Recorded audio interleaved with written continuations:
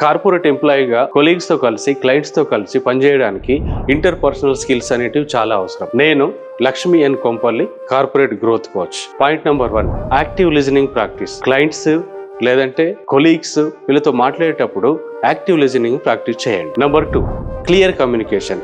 అవసరమైన టెక్నికల్ వర్డ్స్ని వాడినప్పుడు ఉపయోగించినప్పుడు క్లయింట్స్ కానీ ఎంప్లాయీస్ కానీ క్లియర్గా కమ్యూనికేట్ చేయండి. Number 3, empathy development. క్లయింట్స్తో కానీ మన కొలీగ్స్తో కానీ ఫ్రెండ్స్తో కానీ ఒక empathy development. Number 4, be respectful. Negative పరిస్థితులలో కూడా ఎట్లాంటి సమస్యలు వచ్చినప్పుడు కమ్యూనికేషన్ చేసేటప్పుడు క్లయింట్స్తో కానీ కొలీగ్స్తో కానీ పాజిటివ్గా తర్వాత ప్రొఫెషనల్గా ఉండండి. Point number 5, learn to manage conflicts. Group of people work చేస్తున్నప్పుడు చాలా సమస్యలు వస్తాయి. వాటికి అందరు కలిసి పరిష్కారాన్ని కనుగొనండి. ఈ వీడియో మీకు నచ్చినట్టయితే లైక్ చేయండి, అలాగే నన్ను ఫాలో అవ్వండి.